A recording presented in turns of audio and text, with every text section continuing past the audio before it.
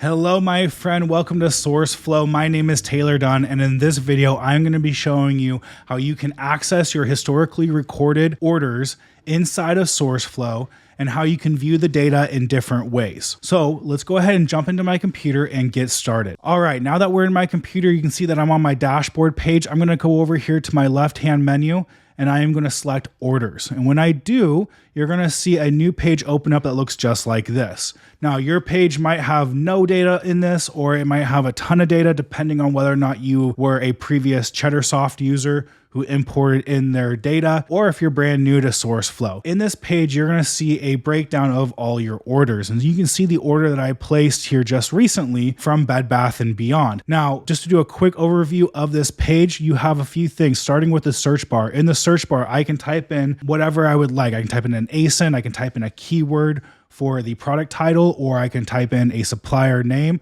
and it will pull up the results below. To the right of that, you're going to have a sorting tool that will sort your orders based off of the different order statuses. An order status is going to be things like partially received, received in full, ordered, and so on and so forth. An order status is how you're going to be able to easily track your orders as you are ordering them, once you've received them, or once you have listed them or even closed them down, because everything has been sent off to the proper marketplace. Order statuses are super important. We'll dig into that here in a little bit, but let's go ahead and keep moving on. Next is going to be your date range, where you can select a range to view your data at. So if you want, you can look at the last 7 days or last 30 days, or you can select your own custom range by clicking on the calendars. Next is going to be a reset button. If you want to reset your search, just go ahead and hit reset and it will start you off with a fresh view, which is just going to be all your orders all at once. Moving over to the right-hand side, we have a few buttons. We have an export button, which will export the results based off of what you've already searched. This is important.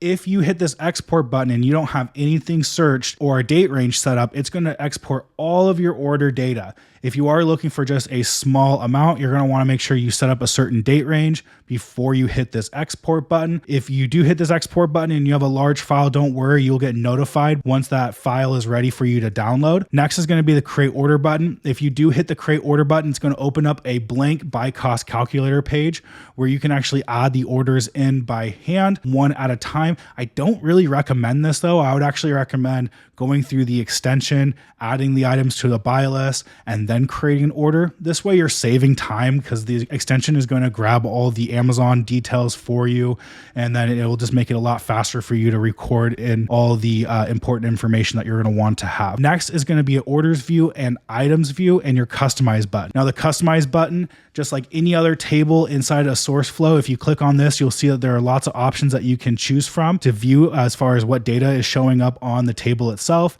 You can move things around. So if I wanted to move my last updated to the left or to the top, or I can move that around however I see fit. Now we have two views. We have an orders view and then we have an items view. If I click on the items view, you are going to see all the items that you have ordered broken down by the item, which is great if you just want to make a quick check to see what have I been ordering recently. You don't have to actually open up each individual order. You can just click on the items view and you'll see all the items that you have ordered. If you hit the customize button, there is actually more information that you can see with this table compared to the orders view.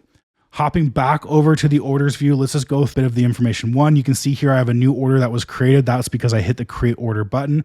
If I wanted to delete that, what I can do is I can come to my actions button on the order and I can edit the details. I can duplicate it or I can delete. So for this example, we're going to delete. And if I delete an order, I can move those items back to a buy list. I'm not going to do that though, because this order is blank. So we're just going to hit delete. If you go over to the items view, you will see the items are broken down based off of the cost per unit. You'll also be able to quickly see the order statuses as well for these individual items. Now, I want to hop back over to the orders view here, and I just want to point out that the order statuses are editable in this stage. So if you come over here and you click on this drop down, you can change the status of an order without having to actually open it up. This just makes for faster reconciling if you are going through. Instead of having to actually open up the order itself, you can quickly change the statuses. On any order, you'll see a little eyeball button. This is the view order button. So if I click on this, it is going to open up the order details page. And then the order details page is going to be a much more thoroughly broken down version of your order. So starting at the top, you'll be able to see things like the order number and the date that it was ordered.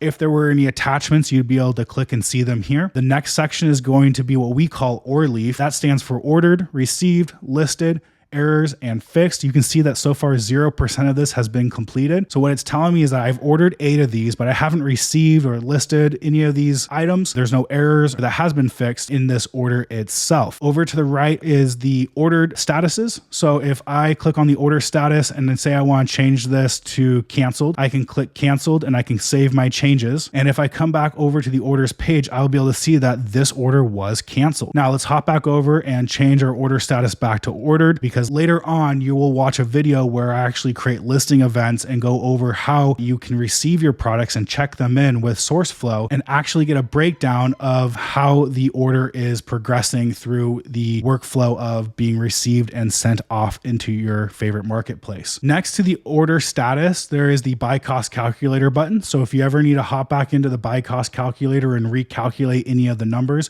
you can do so by clicking this button, and it will take you back to the buy cost calculator where you can change any of the details that you might need to change before saving and going back to your order. If you do make any changes on this page, like adding an order note, you will want to make sure that you save your changes by clicking on the Save Changes button in the top right-hand corner. Now down below, there are 3 sections. There's order information, order totals, and payment details. This is just going to be a breakdown of the order itself. Where did you buy it from? What email did you use? Where was the destination? Things like your sales tax, shipping costs, things like that will be in the order total section. And then payment details, you can see what credit card you used. Did you get cash back? And if so, what was that percentage? If you use gift cards, you can see the breakdown of gift cards below, letting you know all the payment details about this order. Now below that, you have your order notes section where you can enter in however many notes that you would like that pertain to this particular order. My team uses this section to keep a record of things that they have done. So if a teammate comes in here and makes a change, they will update the order notes accordingly so we can see that change. The event log is actually going to log all of your different listing events or error events that might occur in the process of actually receiving and checking in these products. We'll go over that in a separate video, but this is where it's going to live. So you'll be able to see a log of what happened and when it came to this particular order. Down here, you'll see the order items on the bottom of the screen, and the order items are going to show you everything that you ordered. Now there is a customize button for this table, so you can actually add in any other information. So if you want to see what your list price is, your min and max price, and other important information, you can add that to the table below. Again, more of this in the next video to come, where we actually will create listing events. If I want to view the events of any particular item, I could click the view events button. You can see that there are no events for this particular item right now. By clicking the little eyeball button, I can open and close that window. So if I want to make it easy to see, if I want to create an event, I would just hit the create event button. More about that in another video. And then if I want to edit any of the information about this item, if I want to duplicate it or delete it, I can do so by clicking on the actions button. And that about does it for this video. If you ever have any questions on how to view historically recorded orders inside of Sourceflow, please feel free to reach out to us at team@sourceflow.com. Other than that, I will see you on the next one.